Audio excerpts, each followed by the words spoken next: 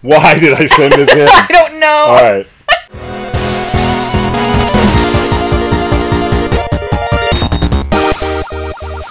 Hi, I'm Dave, owner of Future Past Vintage Collectibles, and this is my daughter, Rachel. Hi. Happy holidays, everybody. Happy holidays. What do we got today? Well, we have a CGC unboxing this week. We haven't done one in a while, so we're really excited to show you guys some Silver and Bronze Age comics.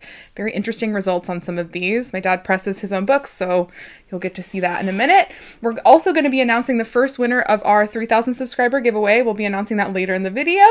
But before that, I know you wanted to talk about some couple things. Let's get caught up. So on our last episode or two, we talked about Something's Killing the Children. And it's interesting, I think, that comic pundits, people that might have a show and they're talking about a bunch of different books in the market, generalizing market books, which I'm going to do a little bit of today on one book, more because I want to buy that book for my PC. For personal reasons. Yeah, even though I do sell comic books for a living, and this is what I do, I'm also a collector. So, I mean, first and foremost, I look at all of comic books as an investment. Even though I love them, if I'm going to spend that much money on anything, I should be able to sell it. You know? Today I want to talk about Something's Killing the Children #1. I had mentioned on the last episode, which was cut into 2 episodes. We talked about the price. There's some information out there that's kind of not true. The word on the street is it's like $400 now. I watched another channel and they had announced that it's closing in on 400 and there were some low sales out there. And I always do this. First thing I do is I check.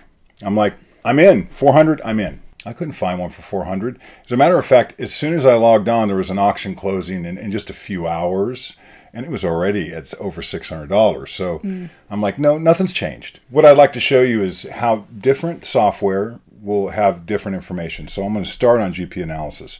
GP analysis to me is very reliable, but it's narrow. I mean, you're only getting a piece of the market. You're not getting raw sales. You're not getting... However, forget all that. The reason I like it for this book is because of how many variants there are for #1, and it does play into why this book is doing the way it's doing. So what I want to go over real quick is what a 9.8 goes for on GPA. Last sale was $600 this month. The 90-day average is $592. So it's holding strong at that number. The 12-month average is almost $800 at $797. So it's down about 25%. Here's what's interesting.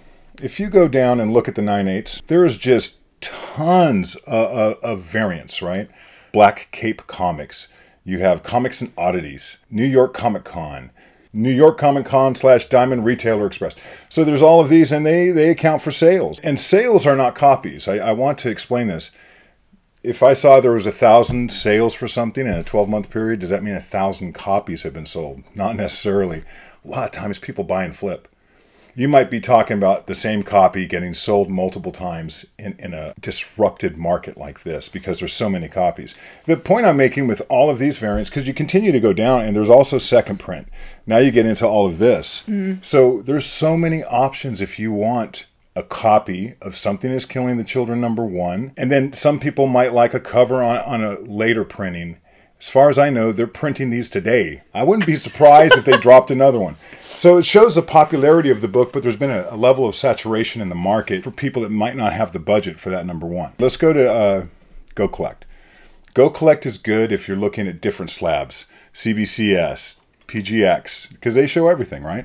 So what are they saying about 9/8? Let's take a peek. So Go Collect has a fair market value at $525. But in the last 90 days, it's been $595, which is almost identical to what GP analysis says. So let's go to cover price, who I use a lot, but I think cover price is better for raw. Right? Yeah. The fair market value on cover price, which if you use CLZ, I do. I think a lot of people do use CLZ, and you have them in your collection. This is what's going to show up, and it did. I mean, it just started chopping. I look at it every day on values. It just started chopping the value in the last couple of weeks. They say the fair market value is $123, with the last sale being for $50. We all know that's wrong. Well, yeah, I mean, you can look at 9.6. It says 9.6 is worth more because of the sale. That's so weird. No, it's interesting because I think that if you're not really diving into this and you're just looking at that number and this is what you predominantly use, you might get in the headspace that that's the price. And now you would feel ripped off if you had to pay more. And you would also not expect to get as much for the one that you want to sell. There's no software that's perfect, by the way. It just isn't. I don't know how they categorize that. You know, that $50 sale, which I would say was a different edition, much later print or something, and it got thrown in there. Yeah. There was a couple of other low sales too. Let me show you those. There was a $21 sale this month, it says. There was a $610 sale, a $749 sale. What the heck? But if you start looking at this $21 and $49 sale, it actually sinks the whole thing for the last 30 days. So yeah, I mean, $20. Even though there's been a lot of sales. Could you imagine buying that for $20? And there's, no, not even wrong. I actually don't think this book has ever been $20. I think it hit the gate running. Here was the issue with this book, Rachel. There wasn't enough copies for the people that wanted it when it came out. Yeah. It wasn't expected to be as good. Mm-hmm. Why do you think they have printed so many additional editions? Trying to keep up. Because they had a winner on their hand. If they would not have printed anything else, no second print, this would be a $5,000 book. It's been optioned. Right now, the streaming services are really having a huge, disruption on how much they should invest in their content. You got DC now kind of stepping out, and they're going to do some stuff. So Todd McFarlane's always, talking about the Spawn movie. There's a lot of competition in that space.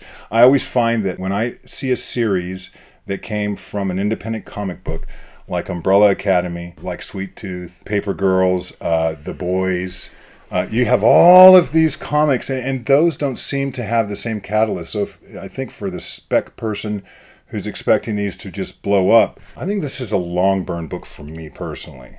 For instance, I have a couple of copies. We have this one. I've got a 9.8. I've got a 9.6. And I paid money. I mean, I didn't pay much less than what they're going for now. I might have paid $650 for that even at the time, which was 5 or 6 months ago. When I saw it go down from 1,000 to that, just crazy. I'm not disappointed. I still think it's a great book to have. But the point I'm making is that I really feel it's important to talk about how to figure out pricing, because it can be a problem for a lot of people. And I really don't like seeing people overpay. I do think there's books that you would throw a tremendous amount of money at. I don't know if that's overpaying. You might pay 3 times, 5 times, and we're going to talk about that in a second. Way more than a book has ever, create a record, but it's only because maybe issues weren't around or it's a lack of availability, typically. Mm-hmm.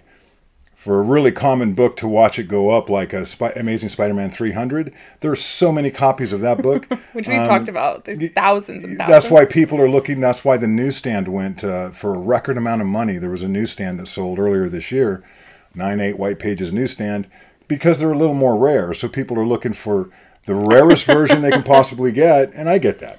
So let's talk about another book. I don't know about this one. He didn't tell me. Yeah, I didn't tell her. So. Oh. Yeah. The reason I'm showing this book, this is an auction. It's actually going to be sold tomorrow. Oh, okay. So this one is 4-Color Comics, Series 1, number 16. It's Dell Publishing. It's a Walt Disney Mickey Mouse cover. It's the first Mickey Mouse comic book ever. Oh, I didn't know that was what it was going to say. Reading. Mickey Mouse outwits the Phantom Blot, Minnie Mouse, and Pluto cameo. All right. So. What year did this come out again? 1941. So. Interesting. That's really not even the reason why I like it, just so you know. I mean, there's a monster on the cover. Are you kidding? It's like when I was speaking with Richard, and if you can put a picture, Mr. Bedrock, he had mentioned one of the things he likes to collect are horror covers in non-horror publications. So it could be Funny Animal, anything that wasn't meant to be horror that had some kind of theme of horror. When we had that conversation, I said, like the Phantom Blot. He goes, exactly like the Phantom Blot, because I've been a fan of this book for a long time. So what I personally like about this particular book, if you never want to collect Mickey Mouse, if you don't care about that genre whatsoever, or you don't think it's the type of comic book that deserves recognition in the Marvel universe or whatever, I think this book stands out. I mean, it stands out as one of the coolest covers I have ever seen. I really dig, because we all grew up with cartoons. I certainly grew up with Mickey Mouse. What a sick cover for 1941. I just love the blot. I mean, and it's like a big comic with a lot of characters going on. It's a rare comic. So let's check this out. It is. You're right. And it's got Mickey, it's got Minnie, it's got Pluto. So let's look how many are in the census. There's 93 blue labels. Oh, that's a lot more than I thought there was going to be. Let's see what the last selling price. I think 8.5 sold. Wait a second. Scroll up. 13 2.0s. Oh yeah, this is the one book. You A know, lot of 2.0 step slab. No, it's not. I've never seen that in the books that we look at. It's a sign of rarity. So because this book's so rare, any condition, does it have a cover is a win, right? That's crazy. And then if it has a cover, can you see this? Do you get a good view? A copy of this sold in 2007, an 8.5, right? For $23,900. And let's take a look at that cover compared to the cover that's for sale now. They look quite different, actually. Oh, wow. The color's a lot better on this one. Yeah. So what my feeling was by comparing these, first reason I compared them, I want to see if it was the same book. Well, they don't even have the same page quality, which doesn't mean that one person couldn't have cracked a slab to resubmit it. And both copies are really nice, by the way. I mean, really nice. You see 80-year-old plus paper like that, it doesn't tear as much as it chips and it gets brittle. So the fact that this is off-white pages is a win. I mean, they're not tan, you know. They could be worse. Or brittle, because the book's so old. So also, the cover is almost completely unobscured on both of these copies, and I really love that. I mean, there are different colors though. What's fascinating about this is a newer label here. I'd say it's in the last 3 or 4 years, where the other one could have been 15 years old. Where the other one had mentioned the artist, this one doesn't. Oh. Right? So that's just an interesting thing. Anyway, the reason I even pulled this book up is anytime this book comes up, I'm interested. I certainly don't have... For $23,000. I certainly don't have... So 2007, you think in 2007 it sold for $23,000. What do I think it will sell for now? This is not my genre. I do a lot better on books that I track on. There's 113 copies, and Rachel pointed out the majority of them are very good or less. Which is crazy. Right? Very good or less. Yeah. Not really. I mean, it makes sense for people that know a lot about this genre. It's exposure for you, right? So we look at higher grade books most of the time. Yeah, we do. But as you get into rarity and as you get into books that have been around this long, because this is in the beginning of comic books. This is only a couple of years after Superman 1, right? Which is crazy. So this is in the beginning as the culture is starting to move away from pulp to go into comic books, which a lot more children would read. Just based on this and not understanding the collectors, because there might be an investment group out there. There might be somebody, this would be a good buy for that. Certain investment groups, they buy collectibles like this, and you can buy a portion of them, and when they sell them, they do a split. Oh, okay. Right, so this is the kind of book I can see an investment group buying, because it's there's only one graded higher. I wouldn't be surprised if it went for 40 or 50,000 based on this sale of a 7.5. It'll be interesting though, because of how rare it is. Like, it might go for more.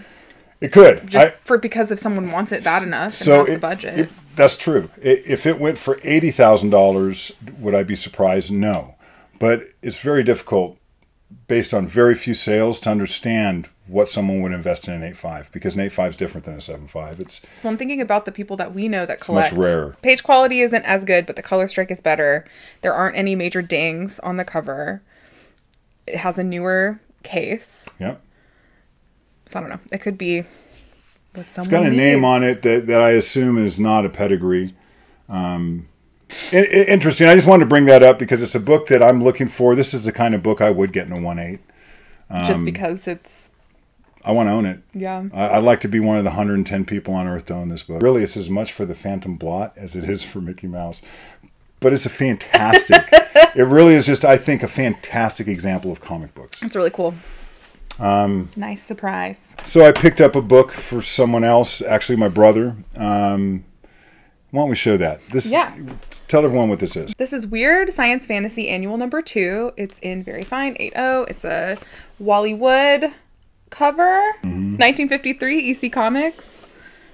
Yeah, so I know I was able to pick this up at an auction. And I know my brother has really been wanting to get a high-grade copy of this book, and it's so challenging. If you know anything about these old annuals, this is from 1953. Which to me is like one of the best years in comic books. It just, so many things were happening in comic books. These books had 4 comic books in them that were called remainders, and at the end of the year they would pick 4, and I think that new labels even tell you which books Oh, that would be nice. Because it does make a difference. Yeah, I'm sure. But this is a super difficult book to get in any type of high grade. That black cover. Rachel looked at it, and her sensibilities were shaken a little bit because, I mean, you can explain yourself. I mean, I am not great at grading Golden Age, first off. And so when I see a lot of color breaking, which there's not a lot, there's just like more than what I would expect to have on an 8.0, I always have to remember that, number one, it's a thick bound book, so those are going to be graded differently anyway. Things like staple bends and stuff like that won't be dinged. And then also just, it's just older and I don't know how to grade it as well. Yeah, I think that it's exposure too. Yeah. I think the more you see this era of books, the more you'll kind of wrap your mind around problems that are just indicative with the publication process back then. Wrapping a book this thick is almost impossible. It's like the biggest slab ever. And see, in my opinion, I'm looking at this book and I think it looks fantastic. While there are some very small color breaks that you can see with the naked eye from 8-10 inches away, they're not long and they're not deep. They're not predominant. I mean, it's not the thing I see. Something about a comic book, there are defects that I cannot avoid looking at, and this has none of them, which would be a folded corner or missing corner or a large color break of some kind, and it has none of that. So, super nice book. Just wanted to share it with you guys because it's pretty rare. As a matter of fact, let's look at it real quick. This sale's already been attributed to GP Analysis, and it's the highest sale ever, which I don't believe, you know? Yeah, right. I don't believe this. So, recorded sale. I do believe that in the census, you're not going to find a lot of copies. Let's take a peek. 63 copies. The highest grade's a 9.4, and then there's 2 9.0s. There's 4 copies graded higher than this. There's only 1 8.0 too. Yeah, this is it. This is just it's bona fide scarce. I don't know. I'm sure. Here's the deal. I'm sure there's raw copies out there. They're probably pretty low grade because these things they're heavy. Yeah, they're big. You know, big boy. They're huge, and so there's copies that have probably just traded hands, and it's not being accounted for here at all. Yeah. An 8.5 in June of 2015 sold for $2,200, and this copy sold for $4,800. But here's what's interesting: is at the right price. Well, let's do what we normally do and go down GPA until we find another sale in the closest to this date. A 3.0 sold for $820 this year, right?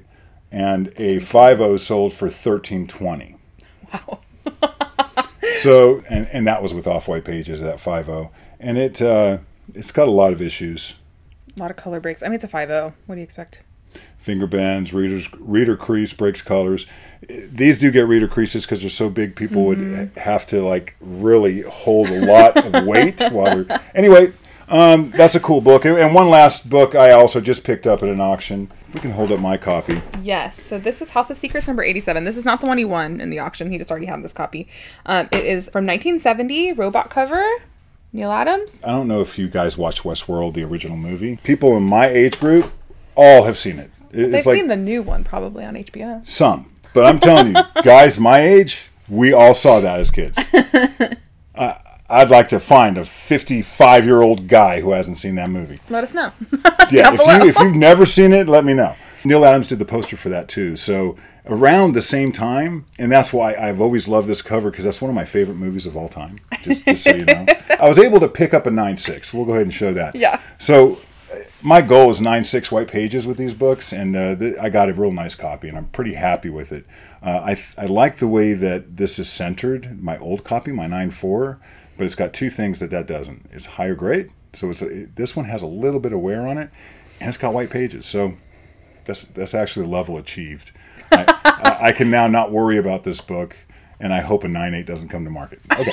For your pocket's sake. But I just like to show this because these are so hard to get, and I really didn't pay a lot. I did not pay a lot. It was in an auction in December, which I would never put this book in an auction in December on eBay. Oh, it was on eBay. I didn't realize. On eBay. I only paid a little bit more than I paid for my 9.4 years ago. So that book definitely went for under. Anyway, okay, so that's all I got. Awesome. Well, before we get to the unboxing, we're going to announce our first giveaway winner for our 3,000 subscriber giveaway. Okay. We're going to be announcing a winner every week until we hit 3,000. And whenever we hit 3,000, we're going to announce all the prizes. Yep. We're just going to take all the winners. We're going to put them into a random number generator and give each one of them a ranking, and they'll get to pick this time. So we haven't done a pick yet. We haven't. Where you get to pick it. And this time, everything we give away is going to be a little different. It won't be two things that are just the same. So this will be fun. Keep watching. The other thing is we won't announce what we're giving away until we hit 3,000. So it's a surprise. Yeah. If you want to get an idea of the kind of things we give away, watch past episodes. Yes, we have a lot of cool stuff that we like to give away. So. I venture to say we give away probably more than anyone I've watched. Probably. Yeah, I agree with that statement. And I think these early adapters on our channel are like not wanting to see a lot of people join in because their odds are so great. Anyway, here we are. All right, so this week's winner that's going to be in the pool is Randy Tusha. Congratulations. Go ahead and just send us an email. Our email's down below, and we'll just get in contact with you so that we have your contact info. Yep. Moving forward, let's talk about this CGC unboxing. Okay, so we actually submitted these books in January of this year. We did not fast track it, so that's why it took almost a year to get here. I have 13 books here, all silver and bronze. If this is the first CGC unboxing that you're seeing of us, I gave my dad some information on what we thought the grade would be after he pressed it, and then what the original grade was before he pressed it. And then there's more information there, and if any of it looks wrong, he most likely will know before I do. But let's get started. You ready? Yep. All right, first book up is Adventure Comics number 436. It is the Aquaman backup story, 1974, DC Comics, Jim Aparo cover. Yeah, so that's a Spectre cover, and I really like this book, but this cover is so tough. What was this originally? I can't tell which one. It was an 8.0. So this was an 8.0. I really wanted a 9.4 or 9.6 on this. Well, it got an 8.5. Yeah. Which is not great. I haven't looked at anything. May I? Mm-hmm. Yeah, you haven't looked at any of these. Oh, that's fixable. What is it? Well, it's a spine tick that's not color. Yeah, but... I mean, that one's color breaking. Yeah, there are color breaks on it. It's not a 9.8. This thing right here is what's an issue. It's got a very small, super small tear. Yeah, 8.5 is right. 8.5, poo-poo. Yeah, that's worth about 50 cents. This next one is interesting. So this is Amazing Spider-Man 102. We've shown this book before. It's from 1971. It's the origin and second appearance of Morbius and Lizard appearance. It's Gil Kane cover. Do you want to talk about? Yeah, I bought an old slab with this in it that was pretty cheap. It was a 6.5, and I knew I could improve it, so I cracked it and submitted it. What did we think it was going to get? An 8.0. And it got an 8.0. Yeah, that was nice. Good. That was calling. That was a huge increase in grade. Yeah, it looks nice. It's actually a really nice looking 8.0, by the way. I have a 9.0. It's really good. I have a 9.0 that doesn't look this good. Buy the book, not the grade. We're gonna make sure it's saying that. Amazing. No, we're not. Say it. Amazing Spider-Man number 137 from 1974. Green Goblin appearance. Dave Hunt art, Gil Kane cover. Yeah, we thought this was an 8.0. We thought we got it to a 9.0. And it's a 7.5. Yeah, something's wrong. May I see it? I don't know. Oh, it has a huge color breaking fold right here. Why would we ever think that that was going to be a 9.0? Yeah, I think that they got a little rough on this, to be frank. I don't think that... Look at the scan. You tell me. I'll zoom in on the fold. I think it's at least an 8.0. It's not high grade. But you know what it is? It's a real nice copy. It does look really good. And the black cover looks nice. There's not a lot of color breaks on the spine. But this isn't worth $50. No. Again, this was a year ago. Sweet. A lot has changed. Sweet. I see a giveaway in its future. All right. There's one of the giveaways for... No, I don't know. Maybe. We haven't annouced any of that yet. Looks like this whole box is going to be This book is a lot different than any other books that we show usually. This is Chili number 2. It's from 1969. It's a Stan Goldberg cover. I bought this from my comic shop. They said it was a 9.8. When I got it, I saw some issues with it, and I pressed it and sent it in. What did we think it was going to get? I thought it was a 9.4 when I sent it in. Which, again, it was supposed to be a 9.8. And it got... From them. A 9.0. Yeah, can I see that, too? This genre is called teen humor. Yeah. I actually like it. It's very Archie. I hate it. It's not my favorite. Yeah, I get it. It's Stan Goldberg art, who's also did Archie. So yeah, I like Chili, personally. And Chili is a Golden Age character that has survived, right? Until then. This is like the end. This is the end. But this is a funny cover. I mean, it's one of those just funny covers. Anyway, it is, and it looks good in the slab. It just I have is to not really a 9.8. examine. What is wrong with it? I don't remember. Look at that corner up there. What is that? There's a lot of color rub It's just up here. wear. Mm-hmm. That's not color rub. That's wear. This. Is that a bend or is that the slab? It's a slab. Because of that corner being weird. I don't know. It does look like there's something going on there. Maybe there's a stain. I haven't looked at Grader's notes. It's that. Oh, cold folded corner. Yeah. Yeah. It's just.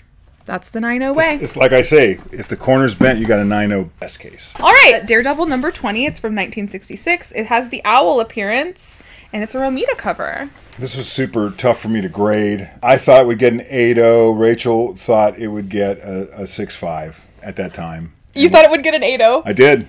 Well, this is the one rare time where I'm correct about an older book. I wouldn't say it's about an older book. Yeah, Sometimes 6.5. But look at it. It's the fold, man. Folds, color breaks galore. That's not galore. Galore! I can show you, it's not. I can barely see them from here. Galore would mean that really the white is showing and they're light. They're light. And I think they would even say in the notes that they're light. I think this looks nicer, man. There's a fold right here. Oh. And a fold right here. Well, I didn't see that big fold. Galore! Folds galore! Oh, that 6.5's it all day. The way it turns around so fast. Well, You're just sad it's not. I know. It's like a 6-inch. It's a 4-inch. I'm surprised you get a 6.0 with that. No, it's a nice book. It does look really good in the slab. It presents really nice. What's the color quality? Off-white to white. I thought it would be worse than that, so that's good. Well, it's also got this schmear. That's what we call it. Schmear. Yeah. All right. Why did I send this in? I don't know. All right. Again, a lot of things have changed since January. If you even just watch our first video we ever posted to now, wow. And that's like 6 months ago. Okay, Daredevil, number 24 from 1967. It's a Khazar, Zabu, and Plunderer appearance. We thought it was an 8.5. Actually, I thought it was an 8.5. Rachel thought it was 7.5. Yeah, and we were both wrong because it's a 9.0. I like being that kind of wrong. Let me be wrong like that every time. I love that kind of wrong. I love that wrong. That book's fine. Yeah. It's not worth anything? No. I mean, it looks old, which is cool. Daredevils, unless they're really key issues, are not worth much. And it's only been the last few years that Daredevils are really worth anything. It was the Miller run later on that was worth some money. But even a number one's kind of blew up in the last 5 years. Before that, they were pretty cheap. Maybe one day that'll be worth millions of dollars because Khazar is on it. Well, whoever I sell it to is going to be able to ride the chips on that one. So this is a bunch of Fantastic Fours. The first one is number 69 from 1967. Mad Thinker appearance. We've seen this cover before. This was like a 7.5, and I felt like I got it somewhere between 8.5 and a 9.0. It got 8.5. Yeah. There's no such thing as two grades either, but sometimes a book is so close on either side that you feel like we go conservative, we go down, but that's not always the right thing. It's just what we do. Yeah, and this is white pages, which is good. Jack Kirby. Yeah, it's not worth a lot. Especially not 8.5. Well, I mean, it's an old book, and it's not a key, and it's not that valuable. But an 8.5, I'll take it. By the way, 8.5 is the right grade for that book. By the way, all right, Fantastic Four number 71 from 1968, another Jack Kirby cover. That's actually a really cool cover. We thought it was a 9.0, 9.2. We thought we got it to a 9.6 at that time. And it's an 8.5. Yeah. Wow. How did we think this was a 9.6? It's our first day. I mean, January? I don't know what the heck was going on. Wishful thinking? I guess. But anyway, here you go. I don't know. Oh. That's not it. It's a cool cover. It actually is a really nice book. It looks good in the slab. It's a nice 8.5. It is. Okay. All right. Next up is Fantastic Four number 86 with Doctor Doom. We love Doctor Doom. So this was a 9.6. I thought I got it to a 9.8. It is not a 9.8. It is a 9.2. Yeah. Yes. So it's unfortunate. Yeah, this book is not a 9.2. It's not? No. It is okay. Definitely. You think Challenge. It is? I don't know. I haven't looked at it enough. I have no doubt. I think I could crack this and resubmit it and get a 9.4 without doing a single thing to it. This happens. I just talked about being in that in-between place, and they might go way too conservative sometimes. I'm cracking this 100% guaranteed. They got a me grading it. This is at least. I think this is a book. This is a 9.6. We have a small blunt up here, but I fixed those before. A year later in my pressing, I'm better than I was then. I see a couple of small spine ticks that I might not have been able to get out then. I can now. This is a phenomenal book. It's one of the best copies I've ever seen, and it's just got some small things. I'm cracking this. All right. But anyway, sick, right? I love this cover. Cracking it. If you want to see us crack it, let us know. Yeah. All right. I'm cracking that. Next up is Fantastic Four 94 from 1970. It's the first appearance of Agatha Harkness, Medusa, and Frightful Four. Wizard, Trapster, and Sandman appearance. Sandman's in this. Yeah, my brother had picked this book up. I bought it from him. He was going to sell it on the board, on the CGC board. I said, let me just beat the traffic. When I got it, I saw there was a chip on the back that he didn't notice. One of the corners is missing. It was such a nice copy. We really thought it had the possibility, just at a cursory look in a bag, of being high grade. Once I saw that chip, I didn't think I would get more than a 9.0. But I also had a problem with this book cleaning it. So that was a super tough book to clean. Anyway, so here we are. The original grade was, I think, 7580. When I got it done, we both thought 8.0. And it got 9.0. Yeah, I was pretty surprised about that. This is like, by the way, this is like the win of the box. This is worth like $500. Heck yeah. Which is profitable from what I spent, and I put some work into it. And I had a 9.6 of this, and I sold it. I can sell this, or I can keep it. I mean, I like it. It's a good one. I can go either way. Yeah. We'll see what happens. Probably sell it. I always say that. Then yeah. Okay, Fantastic Four number 95 from 1970. Medusa appearance. Crystal leaves the Fantastic Four. Another Jack Kirby cover. We thought this was high grade 9.6. It is 9.0. Yeah. Wah, wah, wah. It's just very upsetting. You know, it's right. Aren't they mostly? No, I mean, they're not always right. But, no, not always. God, this is a really nice looking book. It's just not I mean, it's not an expensive book, which is great. great. Yellow cover. If you can get a 9.0 for $50, $60, $70, which I'm not selling this right now for that much, but not in December. All right, Fantastic Four number 148 from 1974. Frightful Four appearance, Submariner cameo on the last 2 pages. Here it is. That was a 9.0, and we felt we got it to a 9.4. And we got it to a 9.0. Yeah. Which isn't great. This particular group of books was very tough. Yeah. Did you get this from the same person? I don't remember. Other than that one that you got. This is, remember, I sent these in a year ago. Yeah, God, can we... So I probably bought them a year and a half ago. Yeah, my brain doesn't go back that left? far. This is the last one. Ended on a bang, I think. This is a happy one. This is Marvel Premiere number 2 from 1972. It is a Warlock cover. Gil Kane art. Super nice copy. Paid next to nothing for this. Great copy. 9.0. It was originally a 9.092. And I put a press on it. What we get? We thought 9.6. And it got 9.6. Yeah. Woohoo! Well, what happened to the other ones? Well, it looks really good. This is fantastic. It looks very good. You know, I've seen like 6 or 7 scruffs on these covers. See the scruffs? There's a couple on like on the actual Yeah, box. on the cases. Which is weird because I got those new bags. That was okay. I mean, the last 2 books I liked the most in this whole bunch. I'm going to fix that 86, so I'll be talking to y'all about that in the future. It's coming. Guarantee that's going to be a higher grade. I have no doubt in my mind. You know, I'm not every time I get a low grade, I crack it and resubmit it. But that is definitely, I don't think I'd even have to touch it. It would come back 9.4. Yeah. Well, if you want to be submitted for our 3,000 subscriber giveaway for the video this week, all you need to do is like, comment, and subscribe down below. If you're already subscribed, you're good. Just like and comment. And then we'll pick another... Yep, submit! And then we'll pick another winner next week to add to the pool as we continue to try to get to 3,000 subscribers. Can you put something holiday-y up right now? Sure. Okay. Here it is. Thank you guys so much for watching. Anything else? See you next time. See ya!